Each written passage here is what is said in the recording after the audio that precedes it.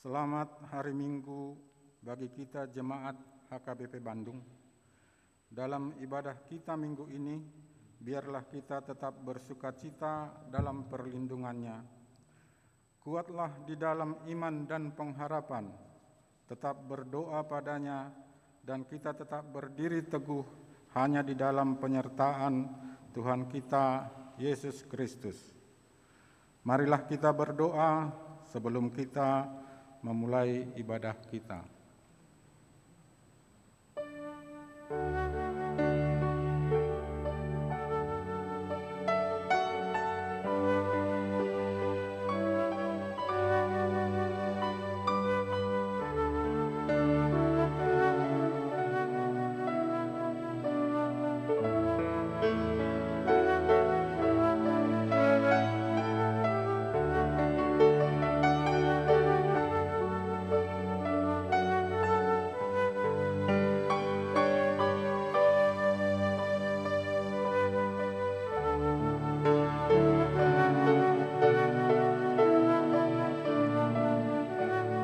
Amin.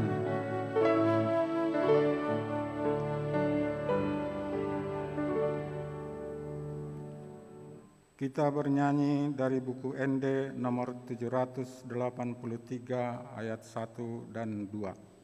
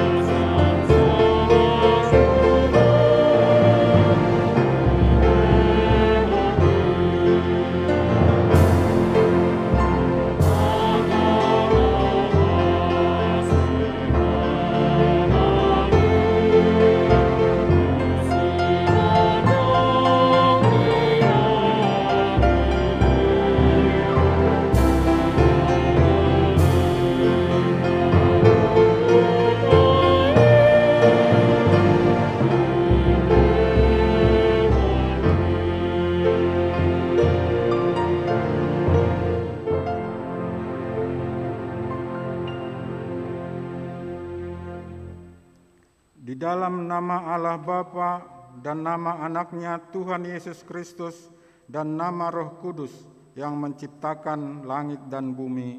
Amin.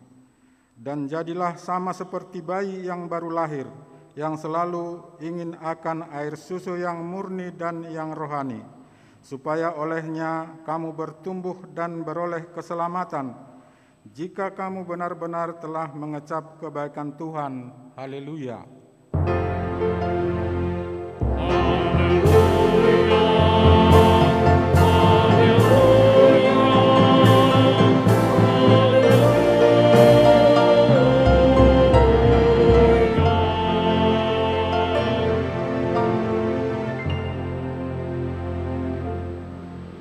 Marilah kita berdoa.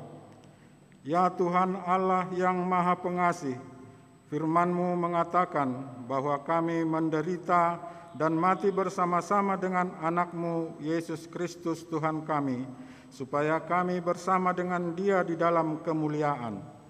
Ajarlah kami menuruti kehendak-Mu, teguh dalam iman, serta penuh pengharapan akan kebangkitan dan kemuliaan yang kelak Tuhan berikan kepada orang yang percaya kepada-Mu. Amin.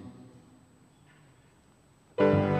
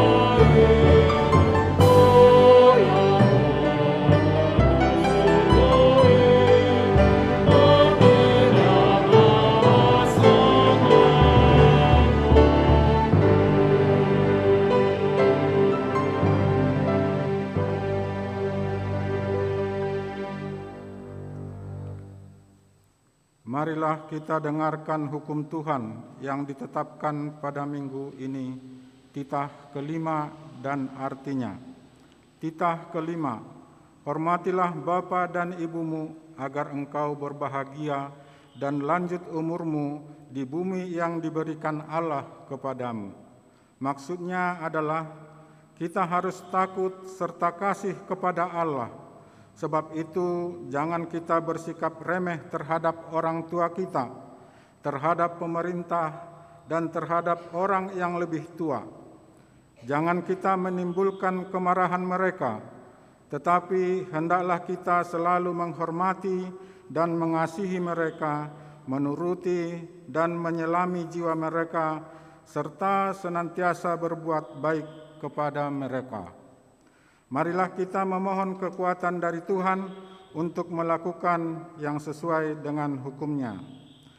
Ya Tuhan Allah, kuatkanlah kami untuk melakukan yang sesuai dengan hukum-Mu. Amin.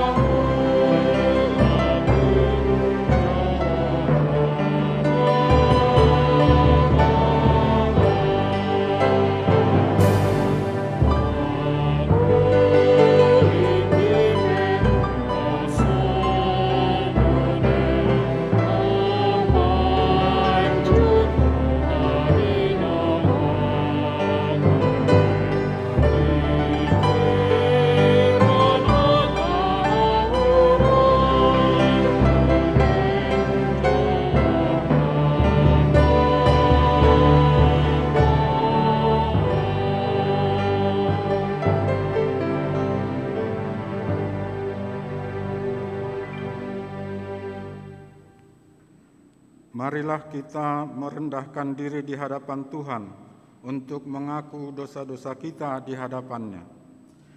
Ya Tuhan kami yang Maha Kasih dan Maha Kudus, Bapa kami di dalam Yesus Kristus, setiap kali kami datang ke hadapan-Mu, kami merasa bahwa kasih-Mu sangat kami butuhkan. Karena itu kami datang merendahkan diri hari ini kepadamu dan mengaku bahwa kami sering seperti domba yang sesat, menyimpang dari jalan yang benar. Janganlah Engkau mengucilkan kami dari hadapan-Mu oleh karena dosa dan pelanggaran kami, karena Engkau tidak menginginkan kematian dari orang fasik, melainkan Engkau menginginkan pertobatannya agar dia selamat. Ampunilah segala kesalahan dan pelanggaran kami dengan perantaraan penghulu kami yang tunggal itu, Anak-Mu Tuhan Yesus Kristus.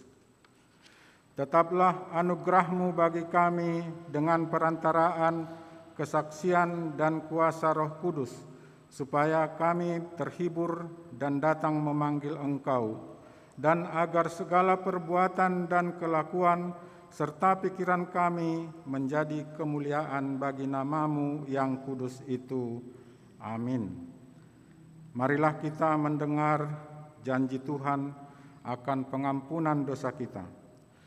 Sebab biarpun gunung-gunung beranjak dan bukit-bukit bergoyang, tetapi kasih setiaku tidak akan beranjak daripadamu, dan perjanjian damaiku tidak akan bergoyang. Firman Tuhan yang mengasihi engkau. Kemuliaan bagi Allah di tempat yang maha tinggi. Amin.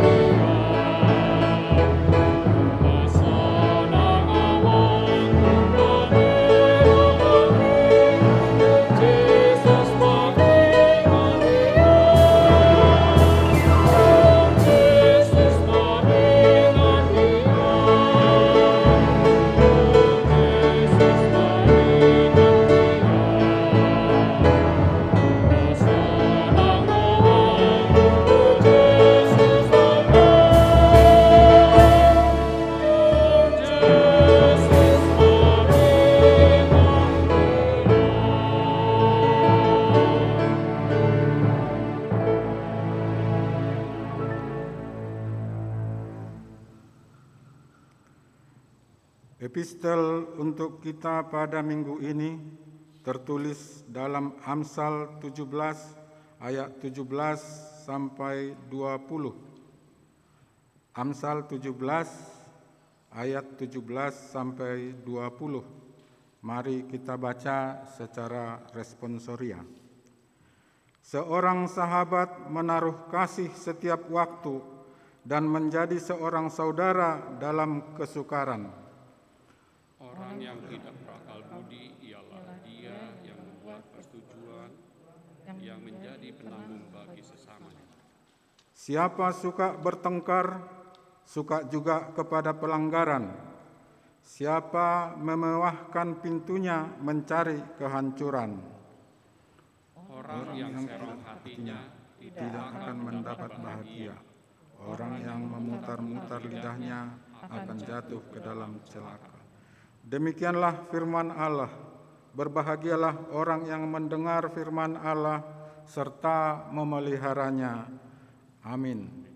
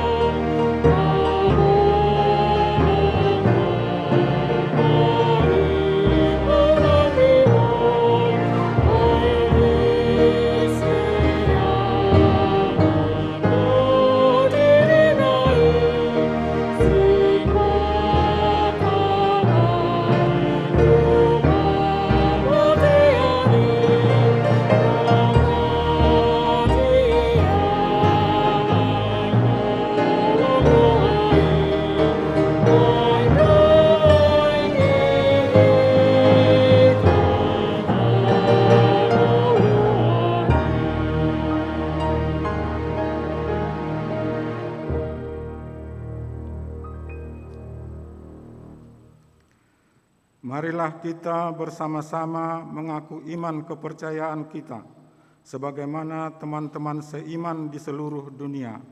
Kita bersama-sama mengucapkannya. Aku percaya kepada Allah, Bapa yang Maha Kuasa, Khalik langit dan bumi.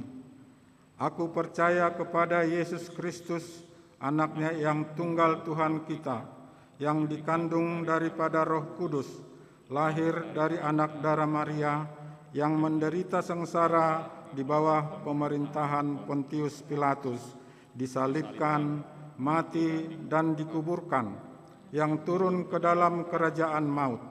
Pada hari yang ketiga, bangkit pula dari antara orang mati, naik ke surga, duduk di sebelah kanan Allah Bapa yang Maha Kuasa. Dari sana akan datang kelak untuk menghakimi orang yang hidup dan yang mati. Aku percaya kepada Roh Kudus dan adanya satu gereja yang kudus, persekutuan orang kudus, pengampunan dosa, kebangkitan daging, dan hidup yang kekal. Amin.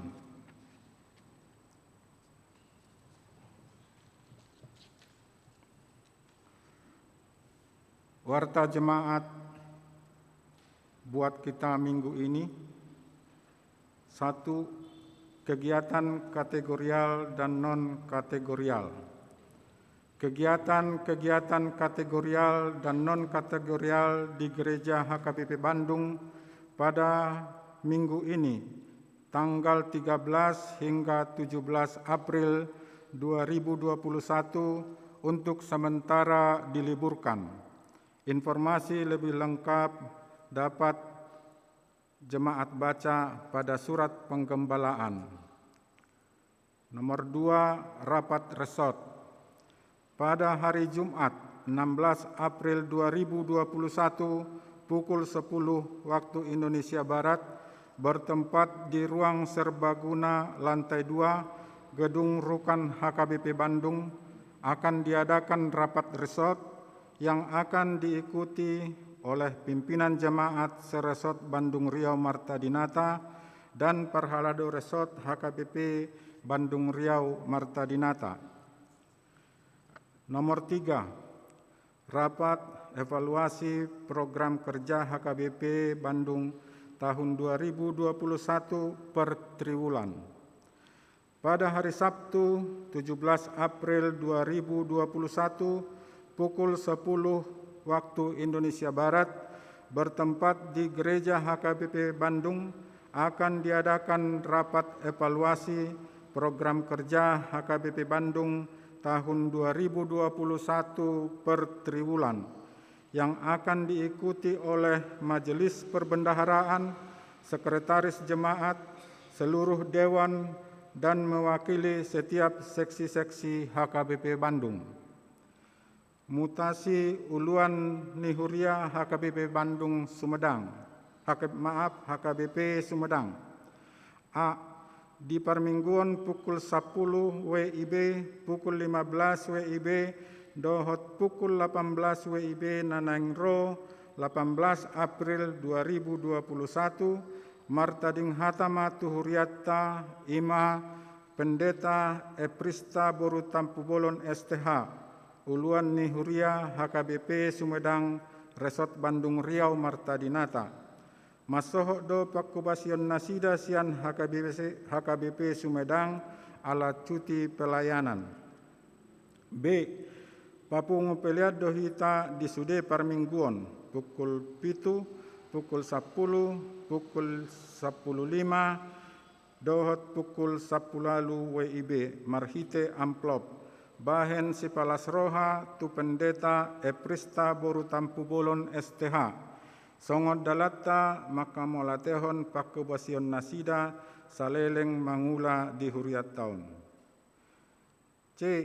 Ibadah untuk hari ini, Minggu tanggal 11 April 2021, hanya melalui live streaming pukul 10 WIB sekarang ini. Sedangkan kebaktian pukul 13 WIB dan 18 WIB ditiadakan. Untuk ibadah hari Minggu tanggal 18 April dilaksanakan seperti biasa, yaitu pukul 7 WIB, pukul 10 WIB, pukul 13 WIB, dan pukul 18 WIB. Demikian warta jemaat pada minggu ini. Tuhan memberkati.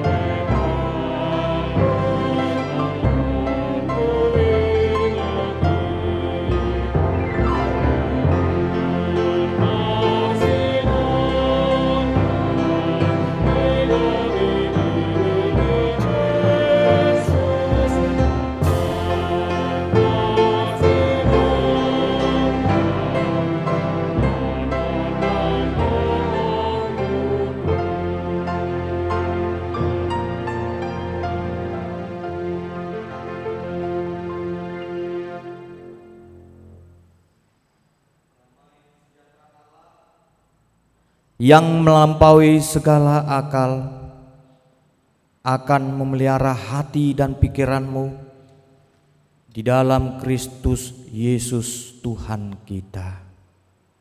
Amin. Saudara-saudara jemaat yang terkasih di dalam nama Tuhan Yesus Kristus, yang pada saat ini yang sedang mengikuti ibadah melalui live streaming secara khusus, kepada jemaat yang ada di rumah, saya mengucapkan kepada kita semua selamat hari Minggu. Firman Tuhan bagi kita di Minggu Quasimo Dignity ini tertulis di dalam Kisah Para Rasul 4 ayat 32 sampai ayat yang ke-37. Demikian dikatakan, adapun kumpulan orang yang telah percaya itu, mereka sehati dan sejiwa, dan tidak seorang pun yang berkata bahwa sesuatu dari kepunyaannya adalah miliknya sendiri, tetapi segala sesuatu adalah kepunyaan mereka bersama. Dan dengan kuasa yang besar, rasul-rasul memberi kesaksian tentang kebangkitan Tuhan Yesus, dan mereka semua hidup dalam kasih karunia yang melimpah-limpah.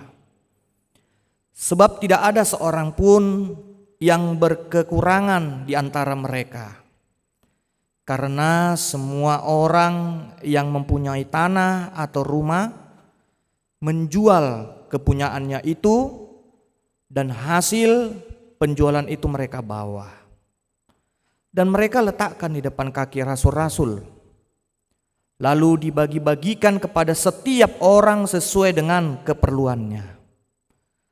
Demikian pula dengan Yusuf, yang oleh rasul-rasul disebut Barnabas, artinya anak penghiburan, seorang Lewi dari Siprus. Ia menjual ladang miliknya, lalu membawa uangnya itu dan meletakkannya di depan kaki rasul-rasul. Demikian firman Tuhan.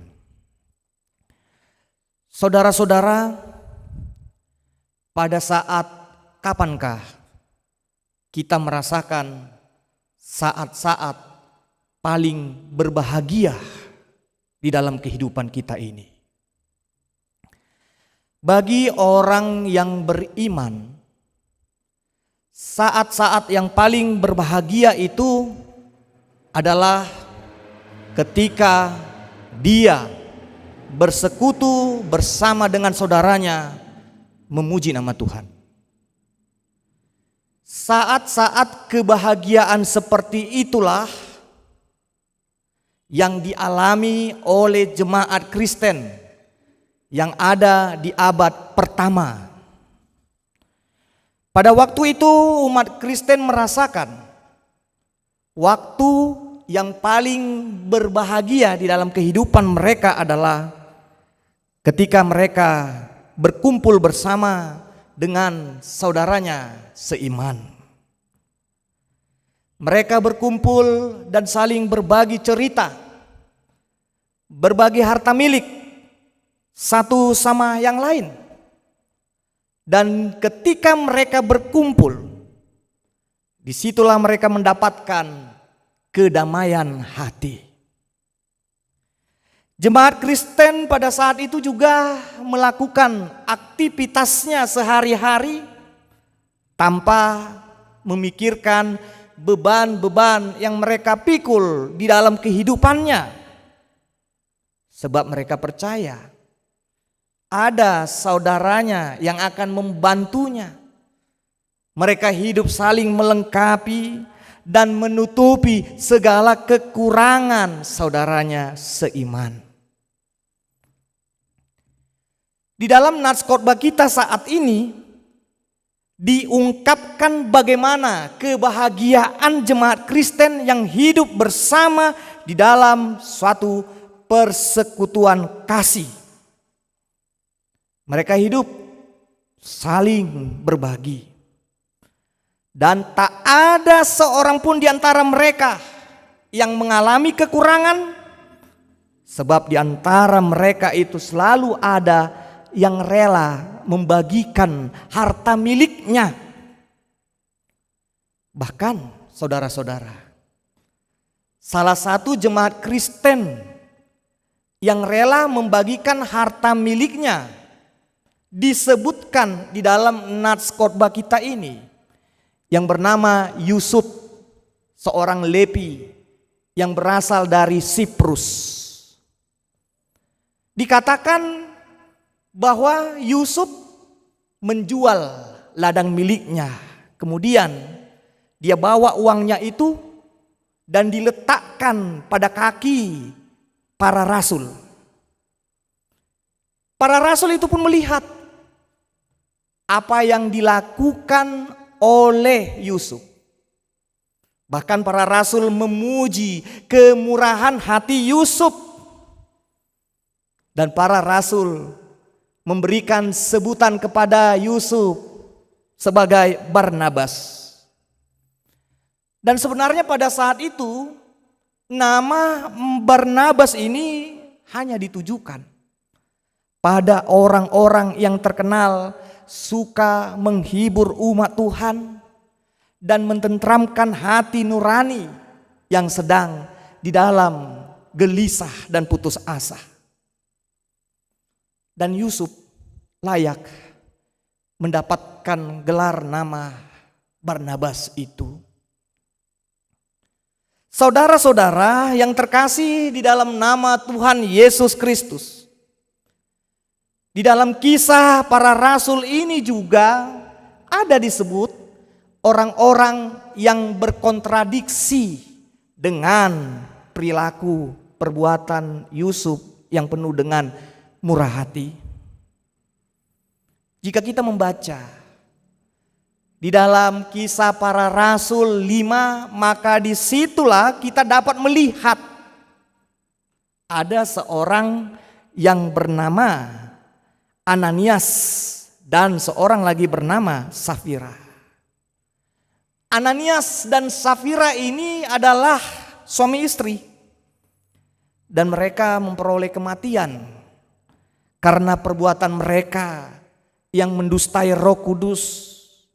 Bahkan mereka menahan hasil penjualan tanah mereka. Persoalannya yang bisa kita lihat dari Ananias dan Safira ini adalah, apa yang salah dengan Ananias dan Safira?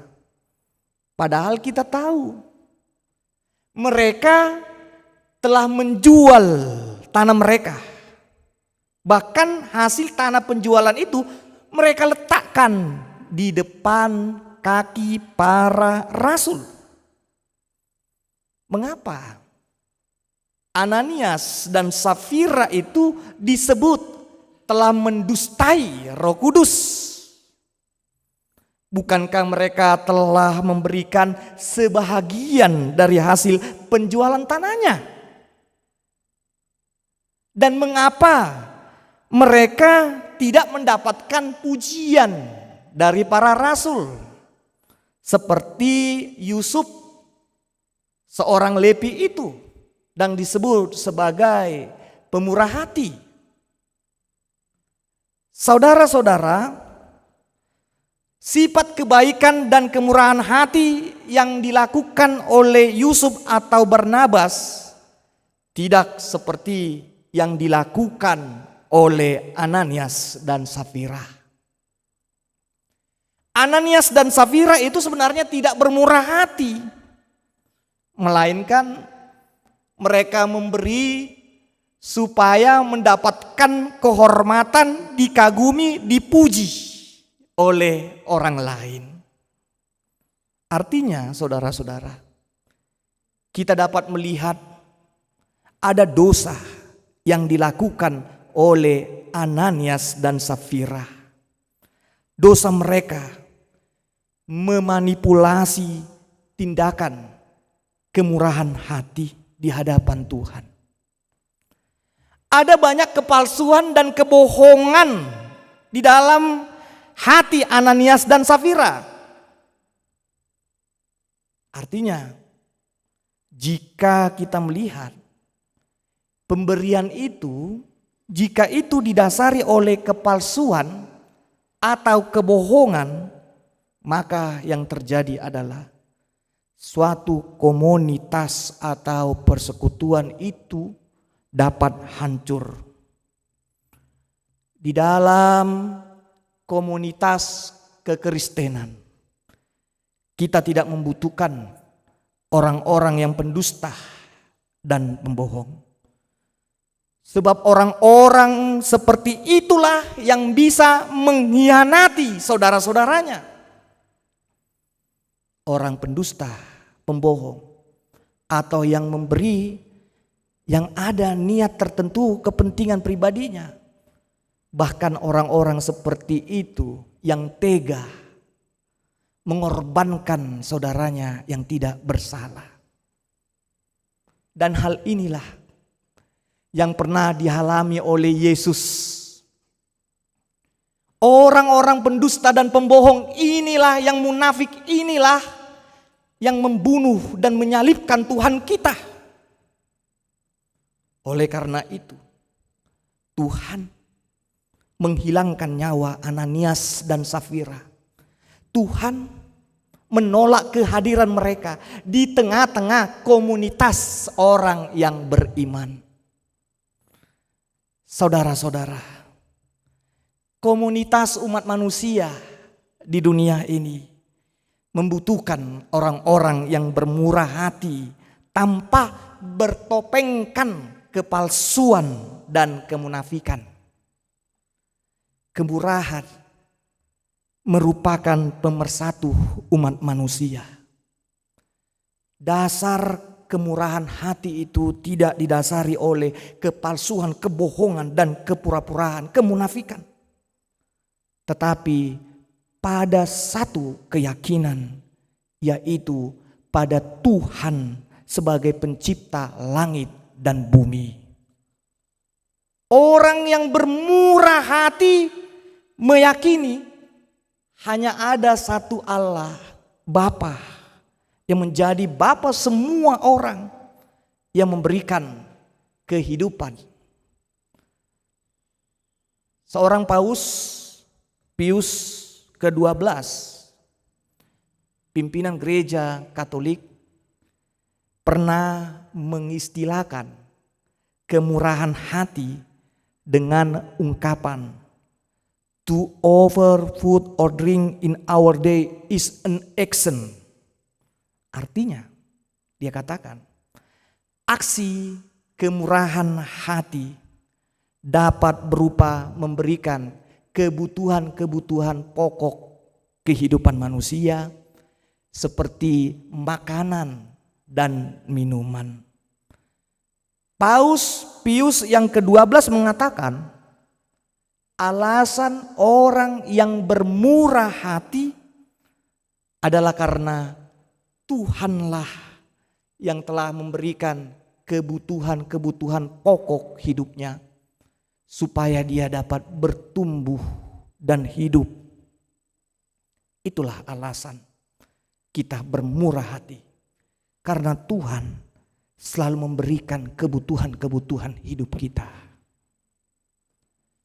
Bapak, Ibu, saudara-saudara yang terkasih di dalam nama Tuhan Yesus, Yusuf telah melakukan aksi kemurahan hati itu di tengah-tengah kehidupan manusia yang penuh dengan penderitaan. Pada saat itu banyak orang yang mengalami penderitaan karena kebijakan dan kekuasaan Kaisar Romawi, penguasa Romawi. Penguasa Romawi itu bertindak semena-mena, menetapkan pajak yang tinggi tanpa mau memperdulikan kehidupan masyarakatnya.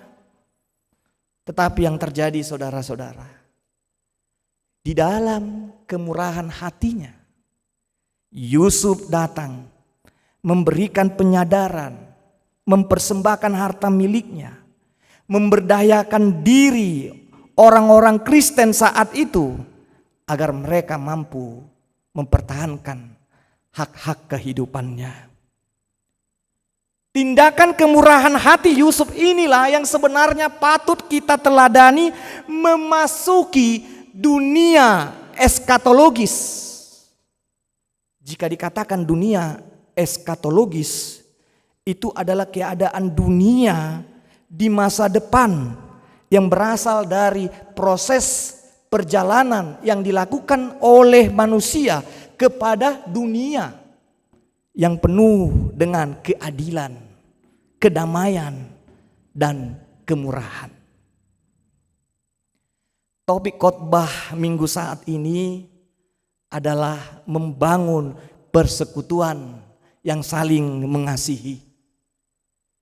Melalui nats khotbah ini kita didorong untuk menyatakan solidaritas bersama kita di dalam suatu persekutuan koinonia untuk saling melengkapi dan memperjuangkan hak hidup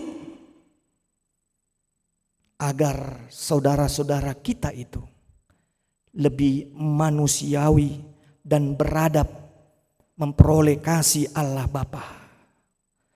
Nats khotbah ini mengungkapkan semua orang Kristen yang hidup di dalam abad pertama itu bersekutu, berbagi secara sukarela, bukan dengan paksaan. Tidak ada dikatakan di dalam nats khotbah ini para rasul itu memaksa orang-orang menyerahkan harta pribadinya dan menjual semua milik mereka. Dan hal ini jugalah yang dikatakan oleh Petrus kepada Ananias dan Sapira. Untuk apa kamu berbohong? Tidak ada paksaan. Bukankah tanah yang tidak kamu jual itu merupakan milikmu?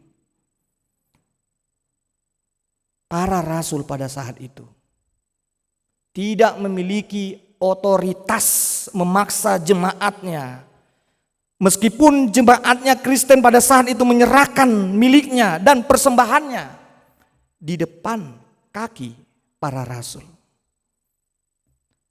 Saudara-saudara yang terkasih di dalam nama Tuhan Yesus Kristus, apa arti dari sikap perbuatan jemaat Kristen yang menyerahkan persembahan mereka di depan kaki para rasul itu? Bentuk penyerahan harta milik yang dilakukan jemaat Kristen pada saat itu di depan kaki para rasul merupakan bentuk keyakinan mereka kepada para rasul karena mereka memiliki otoritas, kewibawaan, dan hikmat yang mereka peroleh dari Tuhan untuk mampu membagikan harta milik jemaat kepada saudara-saudaranya yang kekurangan dan hidup di dalam penderitaan. Artinya saudara-saudara, para rasul, para pelayan Tuhan diberikan tanggung jawab menolong orang-orang yang menderita. Dan jemaat Kristen pada saat itu menilai bahwa para pelayan Tuhan, pimpinan gereja tidak boleh diam melihat penderitaan umat manusia.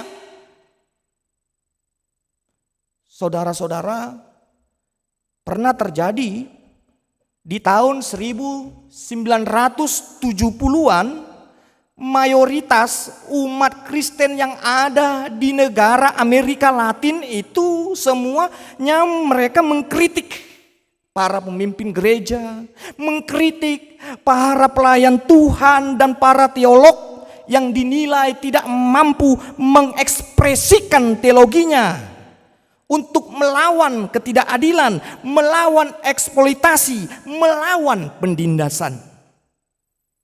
Para pelayan Tuhan bahkan dinilai oleh umat Kristen pada saat itu ya bekerja sama dan mendukung para penguasa jahat, mendukung para kapitalis yang menguntungkan diri mereka sendiri. Dan para pemimpin gereja, para pelayan Tuhan hanya diam membisu melihat penderitaan umat manusia di dunia ini. Yang terjadi saudara-saudara, dengan proses waktu yang lama, setelah tahun 1980, para pemimpin gereja, para pelayan Tuhan mulai sadar bahwa membantu umat manusia keluar dari penderitaannya adalah tanggung jawab yang diberikan Tuhan kepada semua orang. Saudara-saudara, orang Kristen dan gereja tidak harus terlibat di dalam politik untuk memperjuangkan hidup sesamanya keluar dari penderitaan dengan cara memaksa atau memakai jalan-jalan kekerasan. Bukankah Yesus mengajarkan kepada kita Injil itu? Di dalam Injil terdapat nilai-nilai kasih sayang yang dapat membantu kita untuk membebaskan penderitaan saudara-saudara kita. Nilai kasih sayang di dalam Injil tidak akan mengurangi kewajiban orang Kristen untuk membantu orang-orang keluar dari penderitaannya. Saudara-saudara, tugas gereja itu bukan membuat dunia ini menjadi lebih baik. Tugas gereja itu bukan membuat dunia ini lebih adil, seperti yang pernah diajarkan dalam ideologi komunis yang dicetuskan oleh Karl Marx. Secara teologis, tugas gereja adalah membentuk masyarakat berdasarkan kasih sayang, berdasarkan kebenaran, dan bukan dengan ketakutan. Gereja dapat menemukan dan memberdayakan potensi dari setiap orang untuk bangkit keluar dari penderitaannya. Mungkin kita dapat melakukan melalui tindakan atau upaya bernegosiasi, memberikan kontribusi positif kepada orang-orang yang mengalami penderitaan. Dan oleh karena itu kita dapat belajar dari jemaat Kristen mula-mula yang hidup di dalam abad pertama ini. Mereka berkumpul dan duduk bersama, berdialog, berbicara, bercakap-cakap, karena mereka sehati dan sejiwa. Kehidupan jemaat Kristen yang hidup di abad pertama ini seperti gambaran di seputar meja bundar yang menggantikan perlawanan yang dilakukan dengan cara-cara kekerasan. Setiap orang berkumpul di sekitar meja Allah yang dipenuhi dengan keramah tamahan. Meja penyambutan ini menjadi suatu tanda pesta perjamuan Allah yang akan datang bagi ciptaan yang telah diperbaharui melalui penebusan darahnya. Persekutuan di dalam meja Tuhan, disinilah kita dituntut untuk melawan pembeda-bedaan, melawan diskriminasi dan pelanggaran hidup manusia. Di meja Tuhan tentu kita saling menatap, tentu kita saling memperhatikan saudara-saudara kita dan peduli kepada kebutuhan hidupnya.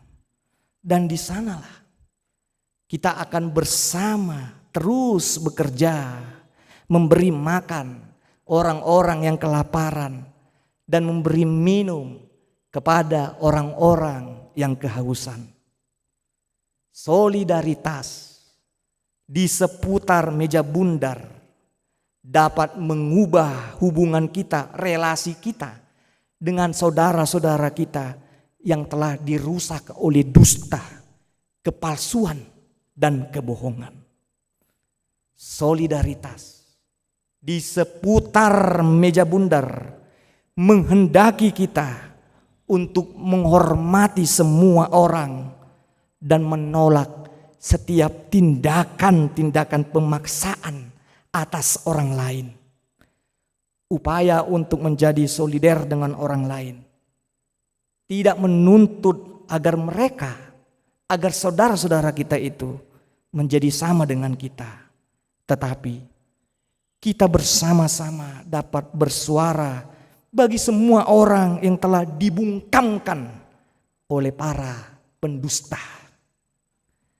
Kiranya solidaritas yang dilakukan jemaat Kristen di abad pertama ini dapat membangkitkan semangat kita, mendorong semua orang untuk mau bersekutu di dalam kasih, di dalam kejujuran, dan di dalam ketulusan hati.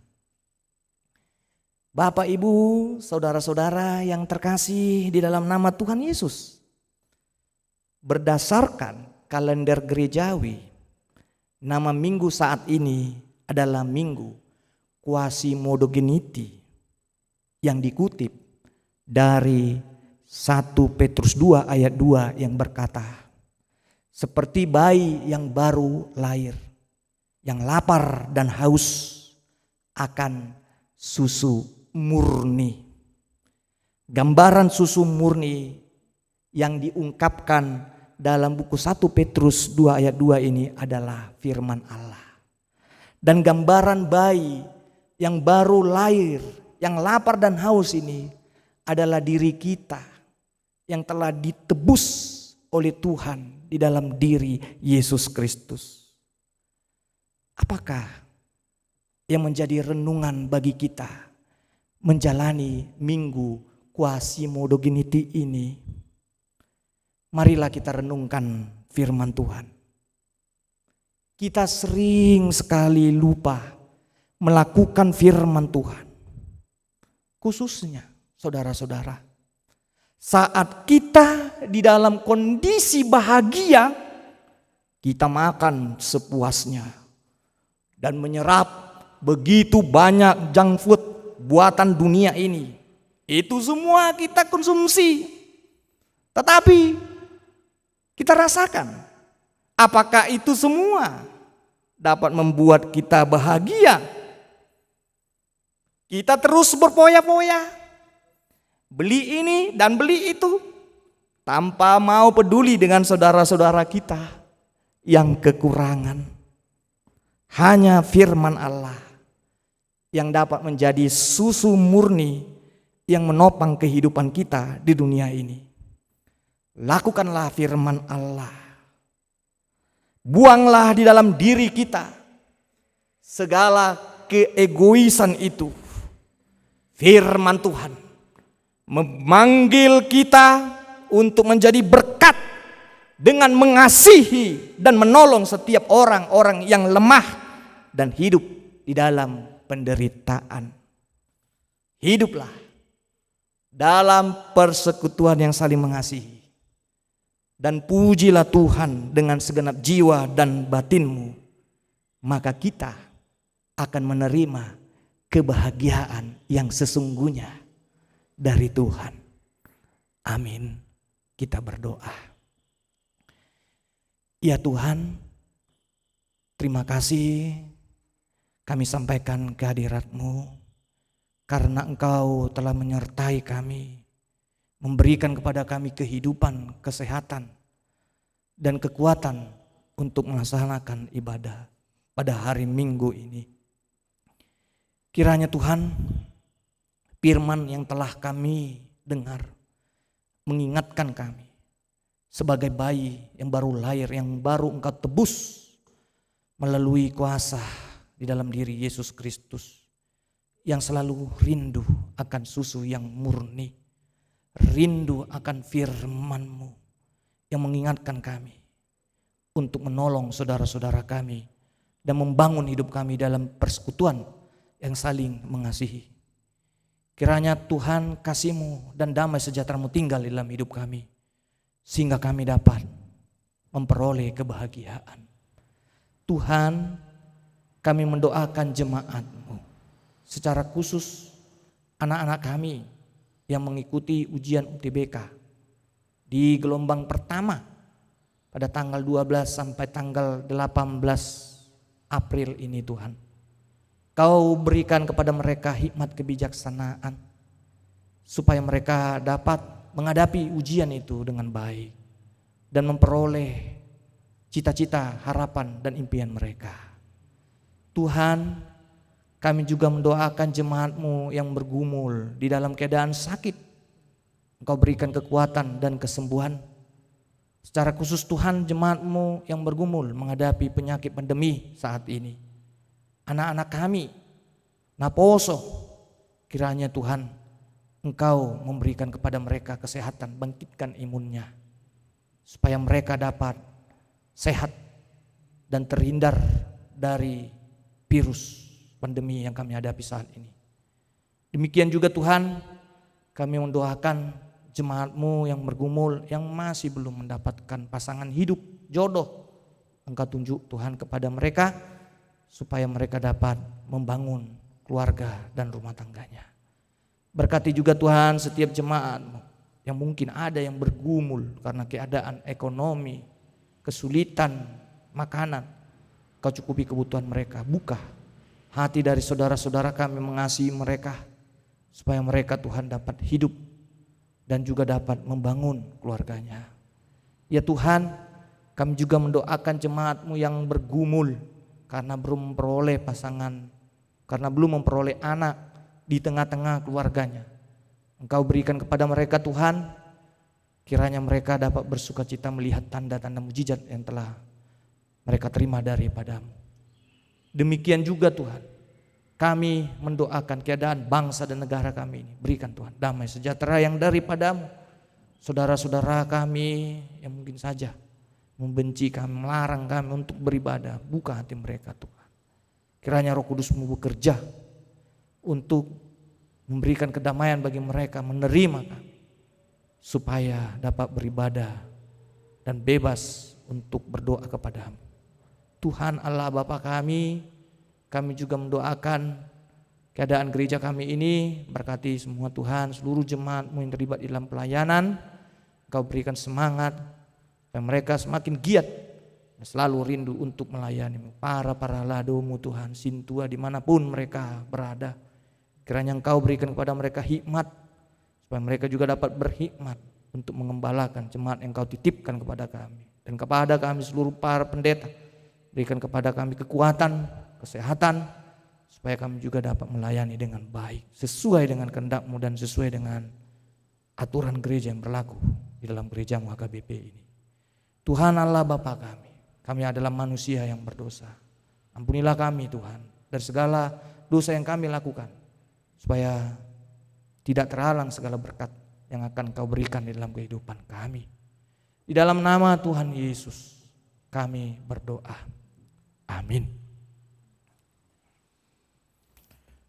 Saudara-saudara, kita bernyanyi dari buku ND nomor 802 ayat 1 sampai ayat 2. Disinilah kita mengumpulkan persembahan ke Huria dan pusat bagi jemaat kami dapat mengumpulkannya persembahannya melalui rekening gereja yang telah disampaikan di dalam warta kita yang mengikuti ibadah melalui live streaming ini.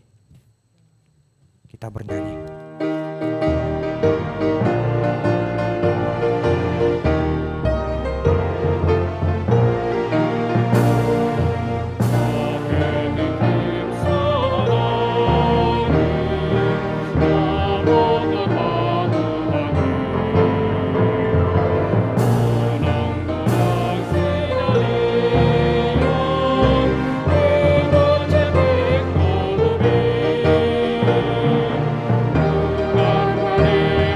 Sono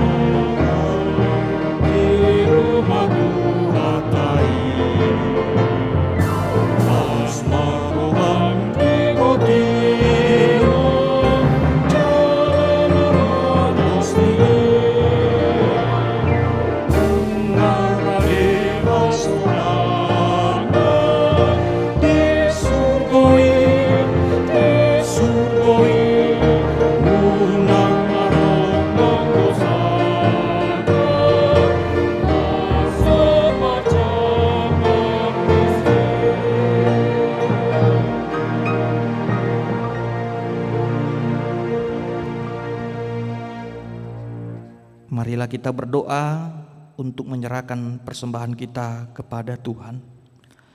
Ya Allah, Bapa kami yang di surga, kami mengaku bahwa Tuhan adalah sumber dari segala karunia yang melimpah dalam kehidupan kami masing-masing. Sebahagian daripada karunia itu kami serahkan kembali sebagai persembahan kepada Tuhan. Terimalah dan berkatilah persembahan umat-Mu ini, agar dapat kami pergunakan untuk pekerjaan dan pelayanan kerajaan Tuhan di dunia ini. Bukalah hati kami untuk mengenal betapa banyak berkat dan karunia yang kami peroleh dari Tuhan, supaya kami senantiasa bersyukur kepadamu. Di dalam nama Yesus Kristus Tuhan kami, amin.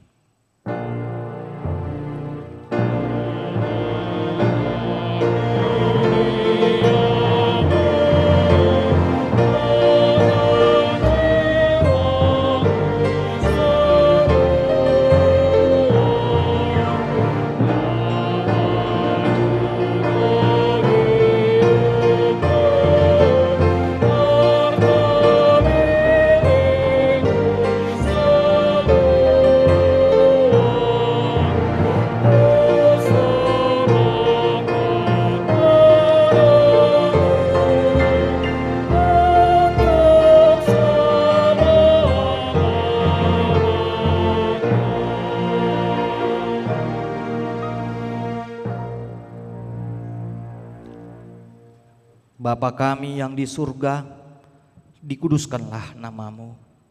Datanglah kerajaan-Mu, jadilah kehendak-Mu di bumi seperti di surga. Berikanlah kami pada hari ini makanan kami yang secukupnya, dan ampunilah kami akan kesalahan kami, seperti kami juga telah mengampuni orang yang bersalah kepada kami.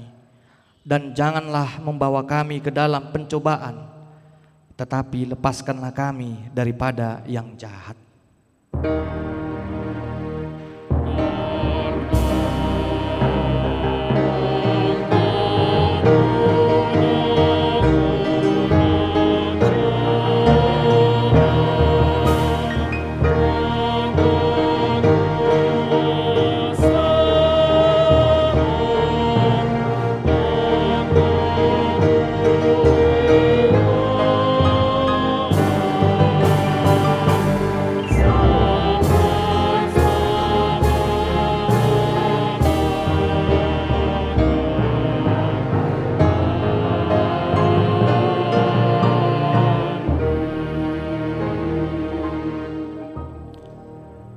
Terimalah berkat dari Tuhan Allah. Tuhan memberkati dan melindungi engkau. Tuhan menyinari engkau dengan wajah-Nya dan memberi engkau kasih karunia-Nya. Tuhan menghadapkan engkau dengan wajah-Nya dan memberi engkau damai sejahtera-Nya. Amin.